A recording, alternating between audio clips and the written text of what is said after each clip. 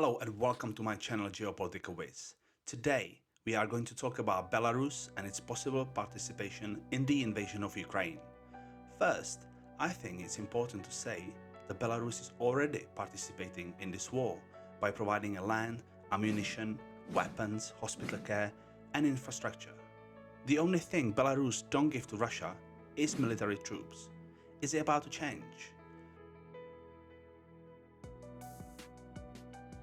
On 19th of December 2022, Alexander Lukashenko expected Putin's friendly visit to Belarus. But this visit turned out to be all but friendly. It's considerably difficult to say what has been discussed between the two dictators, but we can assume that Putin gave a knife on Lukashenko's neck to create even more pressure on him. Good cop, Putin came together with a couple of bad cops, which are the Russian Minister of Defense, Sergei Shoigu, and Minister of Foreign Affairs, Sergei Lavrov. Why? Well, to increase the pressure on Minsk to fully join the war in Ukraine. After watching this footage and seeing Lukashenko's forced smile on his face, I wonder, why is he so reluctant to help his mate in need? We all remember the endless promises about Russia-Belarus friendship, but how far is Lukashenko able to go for Putin? Threats and blackmailing are typical Russian practices, how to force Belarusians to dip their hands into Ukraine blood even though the people of Belarus are heavily against the invasion. Lukashenko is pretty much squeezed between two rocks. On one side, there is a loyalty to Russia who helped out Belarus with the demonstration after the 9th of August 2020 election by providing $1.5 billion loan to Minsk.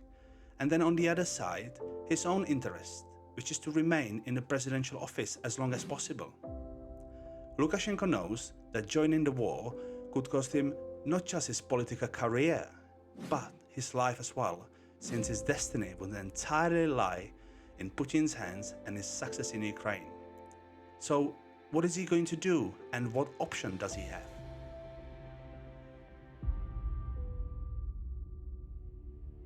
Belarus has become one of Russia's most important strategic partners ever since Russian president announced the invasion of Ukraine on February 24th.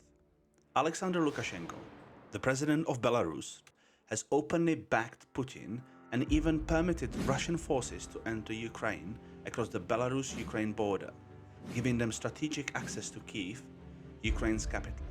But there is a difference between allowing foreign forces to march across your lands to another country and joining the war full-on. Before we will dive into what kind of help Russia would need from Belarus, let me ask a question whether Belarus can even afford to join the invasion in Ukraine. Javid Ali, the professor of University of Michigan specializing in international policy and diplomacy, told Newsweek, "It comes with considerable risk for Belarusians. Look at the pounding that the Russian military has taken in Ukraine," Ali said. Belarus is such a small country. It has such limited military resources. Losing a few hundred troops or a couple of thousand would be devastating for them. If losing a couple of thousands of troops would be devastating for Belarus, what their army actually looks like. Let's have a look.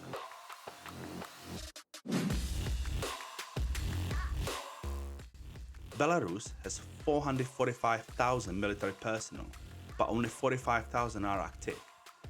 The rest of it is a combination of reserve personnel plus paramilitary forces. In terms of air power, they have 201 aircrafts, including fighter jets, helicopters and transporters.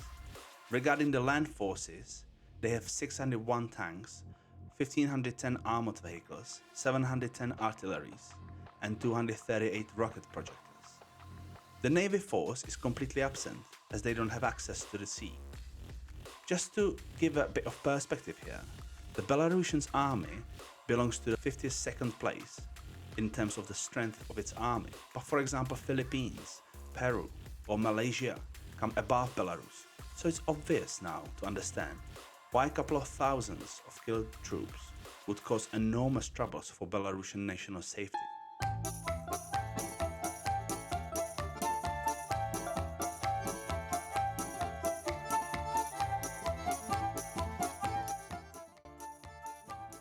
Belarus is a developing country because of its lower economic performance.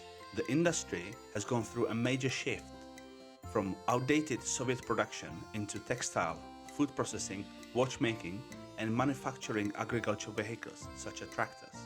Actually, Lukashenko gave a tractor as a gift to Vladimir Putin for his 70th birthday, so probably he can plow on with this invasion of Ukraine.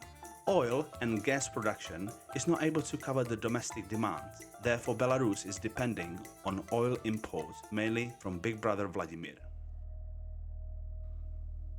Furthermore, public support for this invasion is extremely low in Belarus. It's very difficult to get an accurate number as independent sociological polls are banned and we have to rely only on internet polls organized by Chatham House and telephone polls organized by Belarus Analytical Workshop, BAM, based in Warsaw. According to those two agencies, 85% of Belarusians are against their troops joining Russian military action in Ukraine, and only 8% supported sending troops to help with the invasion. We have to bear in mind that the white public in Belarus is still very much scared to express their opinion on the street, over the phone or the internet, so this number of people against of the war could be even higher. Belarusian people are united and they don't want this president anymore, and they will not be able to accept him, especially after all this violence that has happened during peaceful demonstrations. On 19th of December, Putin said in a joint press conference in Minsk, "We agree to continue to take all necessary measures together to ensure the security of our two countries, to give priority to the training of troops, increase their combat readiness, and continue to practice of regular joint exercises and other operational and combat training activities." To understand this statement, we have to be able to read between the lines a bit. The best case scenario for Kremlin would be that Lukashenko would voluntarily agree to join its big brother, gather Russo-Belarusian army and attack Ukraine from the north and conquer the Ukraine's capital Kyiv. But this is very unlikely at this minute, as Belarus doesn't have enough military and financial resources to sustain such an intervention. Another way to support Kremlin invasion is to continue to host their troops and weapons in Belarus and allow them to launch strategic attack on northern Ukraine, which is unprecedented help already. But you know Russia, they never got enough. What if there's another way how to help Russia with the Ukraine? What if Lukashenko escalating his rhetoric is just a bluff to split Ukrainian troops between the west and north front? Lukashenko has proven record of threatening but not taking any action. He's like the dog who barks but not bites. This is the most likely outcome of the meeting that took place on 19th of December in Minsk, which means we are going to see threats from Minsk more often now, and I think it's unlikely that Belarus will start sending their troops across the border to Ukraine. Putin has enough leverage to pressure Lukashenko into sending Belarusian forces to the battlefield. The question is whether it's reasonable to do it. It's questionable whether the Belarusian army would bring the keen effect to the Russia, as Belarusian army is inexperienced and also they wouldn't have the motivation to fight in Ukraine at all. There is no evident advantage or no upside, if you like, for Belarus to join Russia, so Lukashenko has to choose the lesser evil here. If he joins Putin in his war effort, it will probably destroy the Belarusian economy due to the Western sanctions and threaten national security due to lack of military personnel lost in a war. But the greater risk for Lukashenko himself is that it could trigger some kind of revolution which could result in overthrowing the standing government, and that is the end for this clown called Lukashenko. The other option is to stay put, continuing to provide all the supplies Russia requires and don't get directly involved. The problem is Putin isn't a nice guy from the neighborhood, and he wants his honey for the money he poured into the Belarus. So if Minsk won't do as Kremlin says, Putin might create Russia-Belarus military command, which would effectively give all the decision-making powers to the Russian generals. So there we have it, guys. Lukashenko found himself in a precarious situation, and only time will tell. But in my opinion, Belarus won't join the war voluntarily, that's for sure. Lukashenko would only join the invasion if Kremlin forces him to do so. I really hope you enjoyed this episode.